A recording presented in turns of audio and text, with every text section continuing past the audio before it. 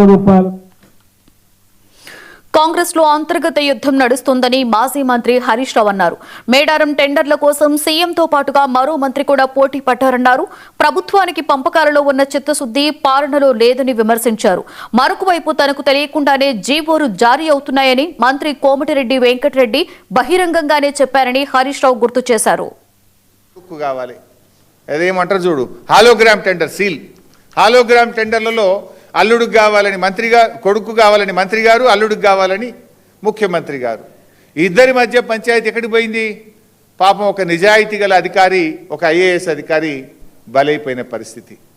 ముఖ్యమంత్రి గారు versus excise మంత్రి గారు, హాలోగ్రామ్ టెండర్ల పంచాయతీ. మొన్న చూసినాం, కోమటిరెడ్డి గారిని కూడా చూసినాం. అరే నేను అసెంబ్లీలోనే చెప్పినా, ఇక ఒక్క సినిమాకు కూడా అనుమతి ఇచ్చేదే లేదు, ప్రివ్యూ షో లేదు, రేట్లు పెంచేది లేదు, నేను సంతకం పెట్టకుండానే జీవోలు వస్తున్నాయని ఆయనే బహిరంగంగా చెప్పిండు. వీడియోలు మనందరం చూసినాం. అంటే సినిమాలకు ప్రివ్యూ షోలు రేట్లు పెంచుకునే దాంట్లో వాటాల పంచాయతీ, ముఖ్యమంత్రి వర్సెస్ కోమటిరెడ్డి గారు. ఇది నేను